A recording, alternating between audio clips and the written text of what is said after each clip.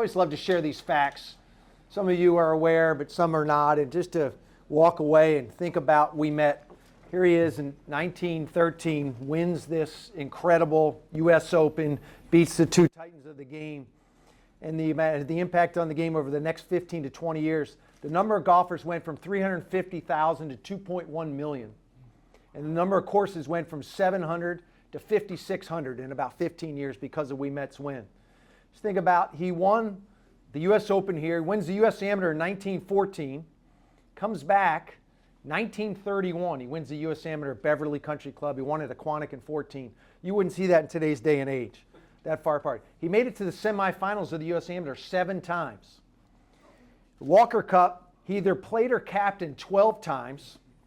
And he's, as you all know, he's the first captain of the RNA. Just the impact. And he's one of 13 people that have won a U.S. Open and U.S. Amateur. Can anybody name a couple? Tiger? Jack? Matt Fitzpatrick, Nicholas, what's that? DeChambeau, good work. Bobby Jones, yes. Fitzpatrick. Yep, we mentioned Fitzpatrick. Chick Evans. One of the guys that won the U.S. Amateur here in the 30s. Lawson Little. Gene Littler. Jerry Pate. Everybody remember when he won the U.S. Amateur at Ridgewood. He won the Open at Atlanta Athletic Club. Pretty incredible. Jerome Travers, you know that name, from Long Island, New York. Johnny Goodman. Yeah. So pretty neat to think about. Dick, I always say my dream foursome would be Francis, Arnold, and my father would be ideal. So I didn't put Bobby Jones in there because I wanted to include my father in as we go. Who is just an unbelievable mentor to me, and as we go forward. Just a little bit about Josh. He is an incredible team member for us. Josh, when he graduated from school, he thought he was going to graduate from TCC, and we were talking last year we could have used a little help in the starter side as he was applying for jobs, and I said, we called him and said, hey Josh, what do you think about coming to work in the starter side? It'd be a great, trying to sell him on how great it would be for him from the people department to give the 7 points of contact 200 times a day as every golfer comes through.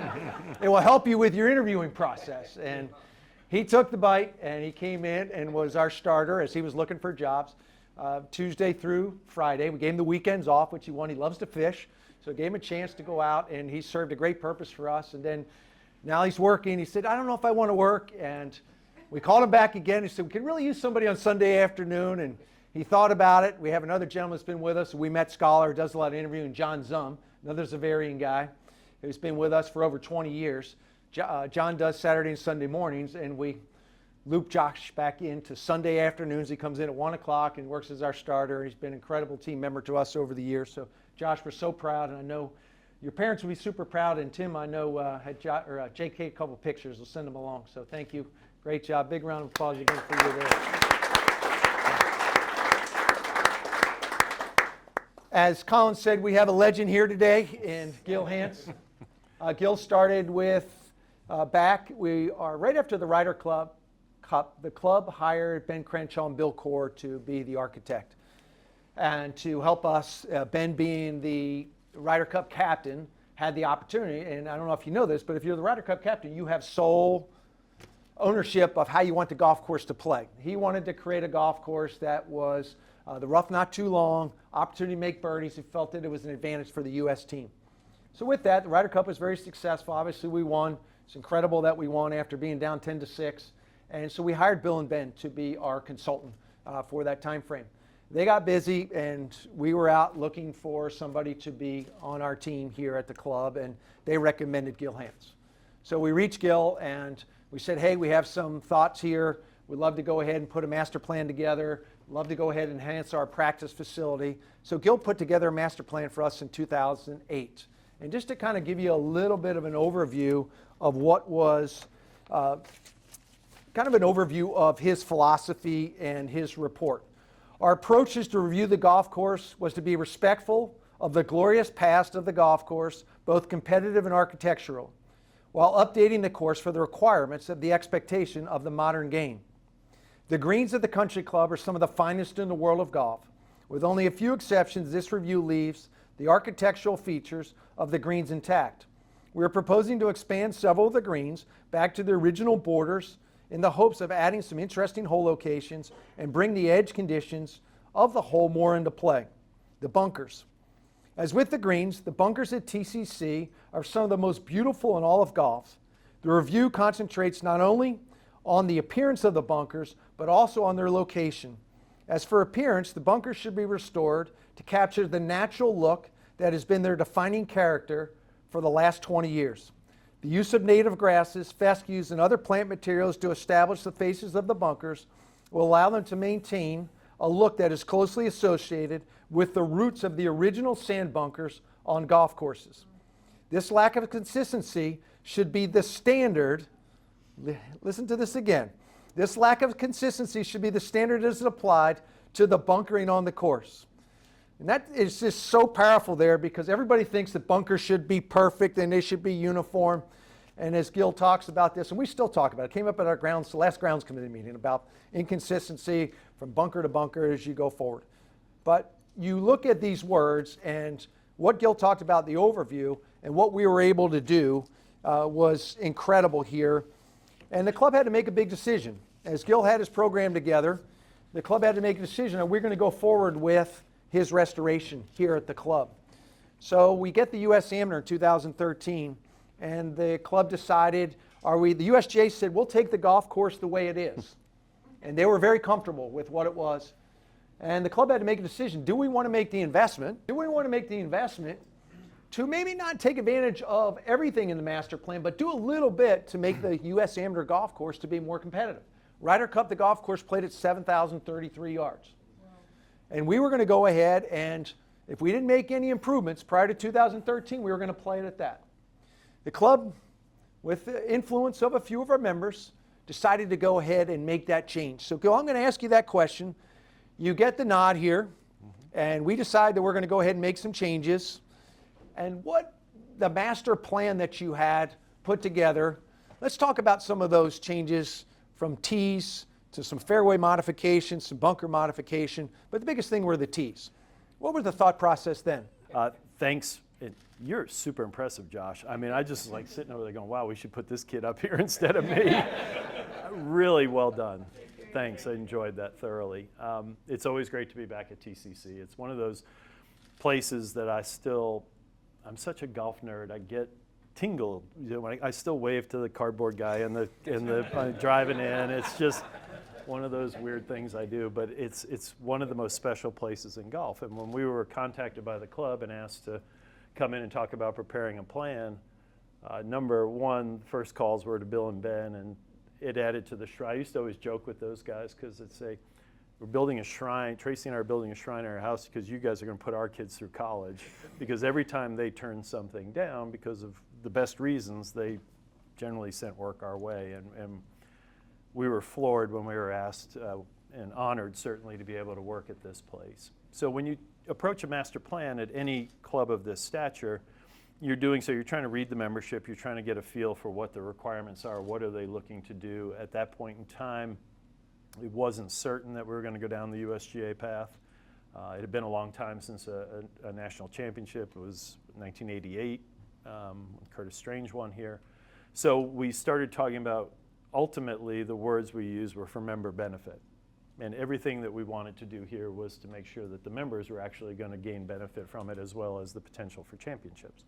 So we started off, as we generally do, by focusing on what the old architects did, and this place had a litany of them. It wasn't like you could just say, oh, Tillinghast, we're going back to Tillinghast or Rayner or McKenzie. There were a lot of guys that I'd never even heard of who were involved in this layout. So we started to focus on what were the most important and the defining characteristics of here. And then, as you mentioned in some of those writings, which I don't write near as much anymore, which I probably should do. I actually enjoyed hearing that. It was one of those things where we wanted to make sure that we were protecting and preserving the quality and the character of this place.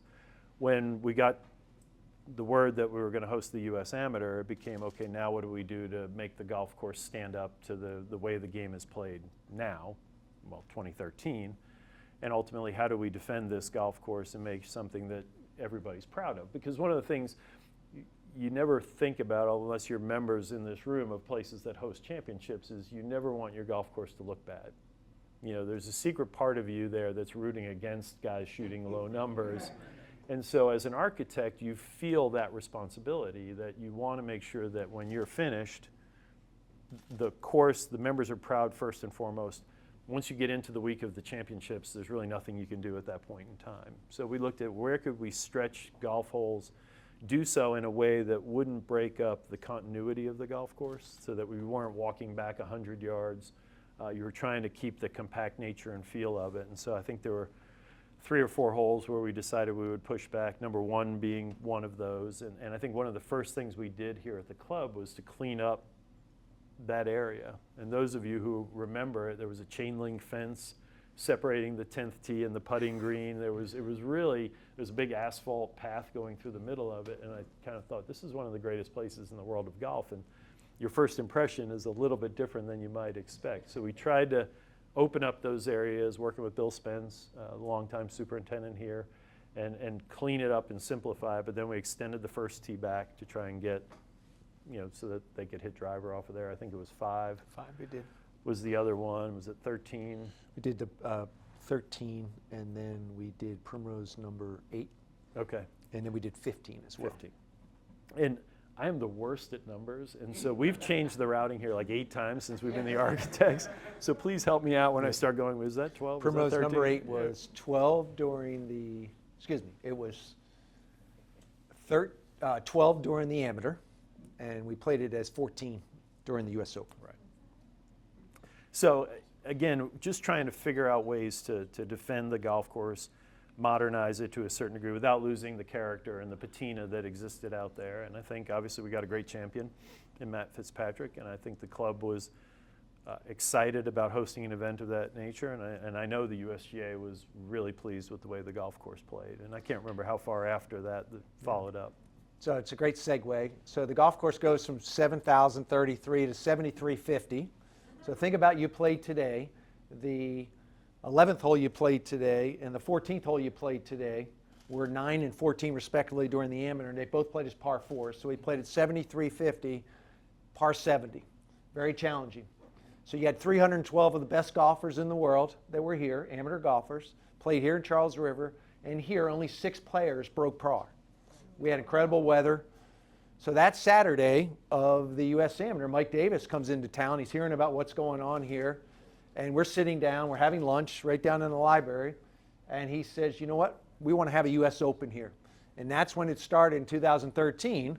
And said, okay, let's see if we can make this thing happen. We thought we could have it in 2013. We weren't quite where we needed to be. But with Gil's great work and those tee boxes that we put in, we had incredible weather. The rough was long. The golf course played beautifully, and the golf course held up. We were quoted from a former executive director that our golf course was no longer at a major level. So it made us feel good. And so there we go to 2022, we get the US Open, and then the word gets there, and we talk about all the different things. We use master plan, but let's start there, Gil. Let's talk about the first project we did was the short par 3. And at that point, we did not even discuss the routing change yet. That par 3 had not been played in a major championship until since 1913. And we were still planning on playing the routing that we had played for the amateur. But that was one of the holes, and I'm going to pull it up as Gil starts to talk about it, but one of the first projects that he did leading up to the Open, and you remember I mentioned in the green thing, is to bring back some of the natural land that was used, and hole number 12 was the first project that we did leading up to the 22 Open. I'll try to bring it up so you can take a look at it. And it's obviously it's a beautiful little drop shot hole, and one of the things we talked about is the routing, the way it worked, where there was such a big gap between par 3s, like 7 and then 16, and we felt like could there be something put in the middle. But we also just looked at the old photographs of that hole, and they were beautiful. I mean, the green was much bigger. That artificial green pad was significantly larger as far as putting surface is concerned, and we thought, well, here's an area where we can actually expand greens. And you run into a lot of times with members when you have small greens like they have here, it's a big part of the defense of the golf course. And you're going to make the greens bigger, you're going to make it easier. But in all honesty, it's the opposite. Because what starts to happen is you can look at the expansion we did here. So about 15 feet to the front left, 12 feet to the back right, 12 feet back left. And you start to recapture hole locations that allow you to move the pins closer to the edge. So if you look at that little dashed oval in the middle, that's where the green surface was before we started. If you're a player of Brendan's caliber, or tour player, you're not going to miss to the side. You're going to hit your, basically, you're going to aim in the center of that, because all your first hole location is like right here, right? So you can't get close to the edge because you got to be 10 feet in. So now all your hole locations are in the center. When you start the expansion, now you basically start to pull hole locations out here. And when you've got a wedge in your hand, pros can't help themselves. And so they're going to start firing at those hole locations. And if the hole locations are closer to the edge, then that means the hazards, and yes, I still use the word hazards. I hate penalty area. It's been a part of the nomenclature of golf architecture from day one. So the hazards are a lot closer to the edge, and therefore those players now bring the hazards into play. So this was really a perfect test case for expansion of greens, reclaiming putting surface that had been lost over a long period of time, and making an interesting and challenging golf hole even more difficult by making the green bigger. And it was interesting. Dave Johnson, who's a dear friend and one of the best superintendents in the business, we're very fortunate when we get to work at U.S. Opens, because the superintendents have control of the flags. So you ask, what flag would you like after the U.S. Open, if we can get you one? And that hole was the one I asked for, because it just meant so much to me that we could restore a golf hole, insert it into a major championship, have it be one of the shortest holes ever in a major championship, and have it have such a big role in the outcome. And it proved that, as I said before, when you put a short club in pros' hands, they can't help themselves. They're going to get greedy. And some of those hole locations, especially the one in the back expansion, that was kind of the end of Scotty Scheffler's U.S. Open. And I like Scotty. I don't mean to. Yeah, I think he's a great guy and he's great for golf. But that was really just it was an incredible moment. Hey, Gil? Yeah. Did you ever think about bringing the green all the way over to where that third bunker was on the left? Because if so, I would have had a green. So we do that green.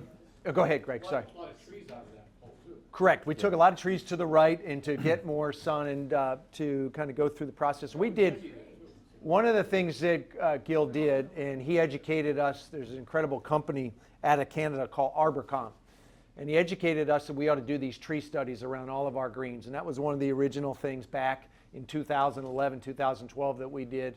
And Gil did a masterful presentation into our opening golf dinner and talked about the importance of tree removal. And there was nobody that was smoother to be able to handle the 100 people in the room that have had a few cocktails, that were not really fond of removing trees, and it just explained the importance of that. And so we hired this company. They did studies. They come in and they actually do a study of each green. They put tags on the green, and they tell you how much sun you're getting at certain times of the day, at certain times of the year. And they recommend that you get 4 hours of sun up until noontime and 8 hours of sun throughout the day.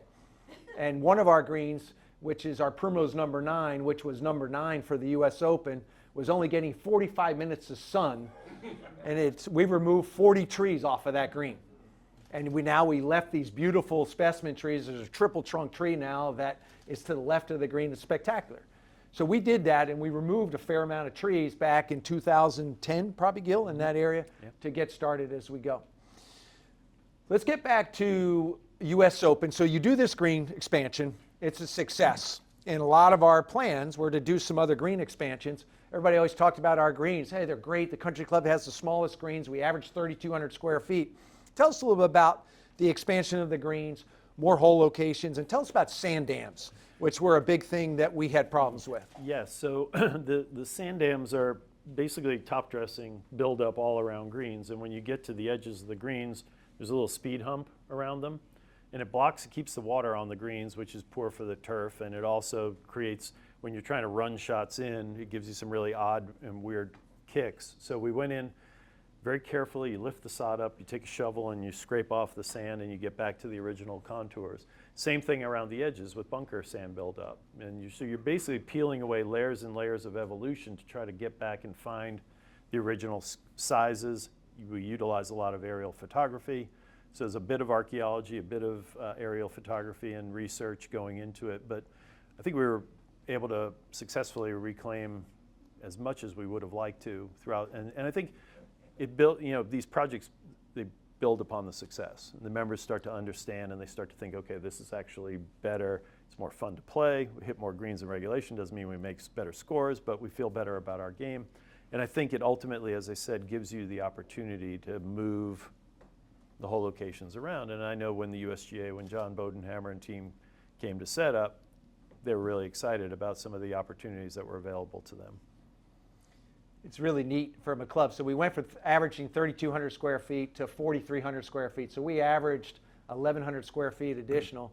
The average golf course, Gil, is 5,400 square feet, the average Probably greens? a little bit higher. Probably a about little bit 6,000. higher. So we're still very small, but we're a lot larger for us in the number of hole locations, especially on hole 12, because you're hitting wedges and 9-irons in there. There's a lot of pitch marks. In the old days, by the time August came around, there was always just about ball marks, and now we can move it around, and it's made it very challenging as we go forward. So overall, Gil, we did 15 green expansions overall of that, which is great modification. Let's talk about 1 in 18. We got a little closer to the tournament, and 1 in 18, and the discussion about maybe making the dog legs a little bit more dramatic.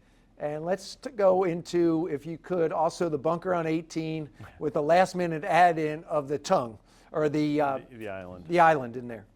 Yeah. So it's very interesting. I mean, those of you who know the history of the place, there was a racetrack that ran around here, cut across 18, cut across 1, and went around the perimeter. So we talked a lot about the character that, it went, well, the grants, anyway. It's out there. It's set in the ground. The bunker in front of 18 green was part of the banking for the racetrack, but it's not the ideal situation with the range kind of sandwiched in the middle. And obviously, when the U.S. Open comes to town, the circus comes to town, and there's a lot of stuff that goes on out there. So we tried to figure out ways that we could give those holes their identities without bringing that sort of central area into play. And so it was, let's push the dog leg out by lengthening 1, by shoving the bunkers further down and making them play a little bit further out into the dog leg. And then 18 was, we gained a lot of yardage on just by sneaking that tee back as far as we could behind 1 green. So that helped push the dog leg further down.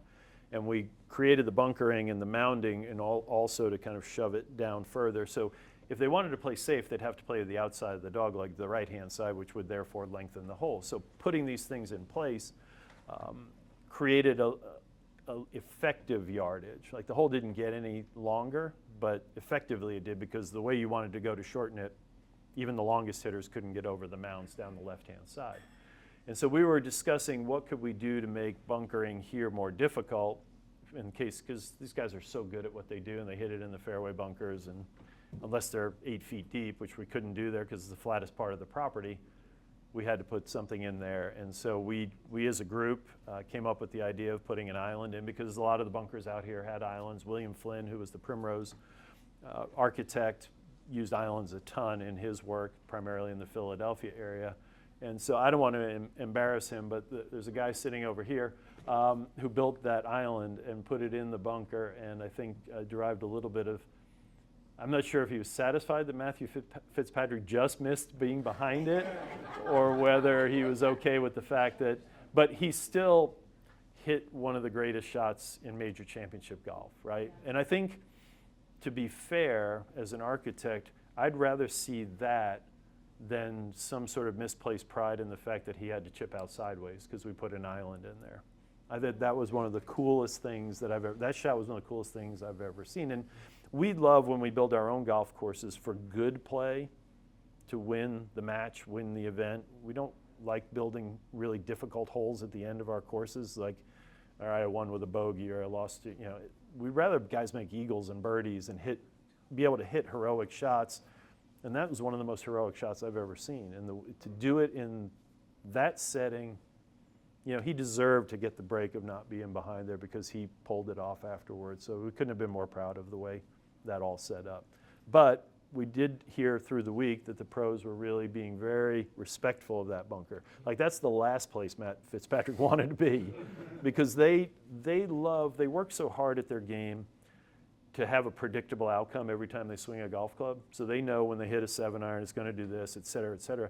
When you throw something unpredictable, like, they know if they hit in a fairway bunker, they're going to get out of it. But when you throw an unpredictable element, kind of like the quote that was in the report, I'm old school in that I believe these are hazards. And when you hit in them, you shouldn't be rooting for your ball to go into them. And by putting an island or something of that character in there, we knew that week the pros would not be rooting for their ball to go into the bunker. Fitzpatrick was so fortunate. If you've ever watched the highlight, that ball went up to right there in front, the center part of the island, and then the ball rolled back down to the left, rolled down to the bottom. That gave him enough of a leadway that he could get that thing up and out of there. As I mentioned in my speech earlier about watching John Rahm on Saturday, where he had a 2-shot lead going into that hole, and he hit it into the next bunker, tried to hit it out and hit it right in the lip, made double bogey, and we never heard from him again the next day. But it looked like he was on a tear that night, that day I think there were only 6 players that broke par on that Saturday, which is credit to Gil and his team and just how difficult the golf course played and everything that they had done. So let's move on from TCC. Tell us what projects you're currently working on now that are exciting for you. And obviously, there must be clones of you out there, because everybody says that you're working at their golf course that I chat with. I had a good friend of mine say that he's thinks there must be a clone of me and Michael Strahan. Yeah. He said Michael Strahan seems to be everywhere and all over the place. So, yeah, we're very fortunate. Jim Wagner, my partner, and I have got a lot of great guys that work with us, and so we are able to delegate a lot of responsibility to them, and they do a tremendous amount of work and great work for us. But right now, the 3 projects on the go are Royal Sydney. So spent a lot of time this year in Australia. Tracy and I spent almost all of January, February, and first half of March in Sydney, which summer in Sydney was amazing. So that's a total blow-up, brand new golf course. And then we're doing 2 restorations. The upper course at Baltusrol, which we're really excited about. I mean, the lower is the championship golf course, but I think all of us believe the upper is the better. And I think the members feel that way as well. Yeah. So we're excited for that to be unveiled. But again, another A.W. Tillinghast project. And then we're working at Yale. And Ben and Tanner are over here. They're running the show for us at Yale. So it's an incredible opportunity to work on a golf course that has been let go so far. And the archaeological aspects of what these guys can do on excavators is mind-boggling, to try and find and chase and be so precise to find original bunker layers, original green layers. And I feel like architecturally we're restoring probably it'll be the most significant restoration I think we've ever been involved in. Wow. And that's saying a fair amount, just because of how far, like I said, a lot of the places we work at haven't fallen that far into disrepair. But that C.B. McDonald and Seth Rayner course it's pretty mind-boggling, the things that they put into it. So we're really proud and excited about that one as well. Neat. Folks, I want to be respectful of your time. Love to see if there's any questions out there for Gil. I have a comment. I think, honestly, after listening to the statistics, but the more I thought about it, if we went from how many 700 golf courses to 5,600 from after 1913, think of how many of our greatest golf courses in this country were built in that era.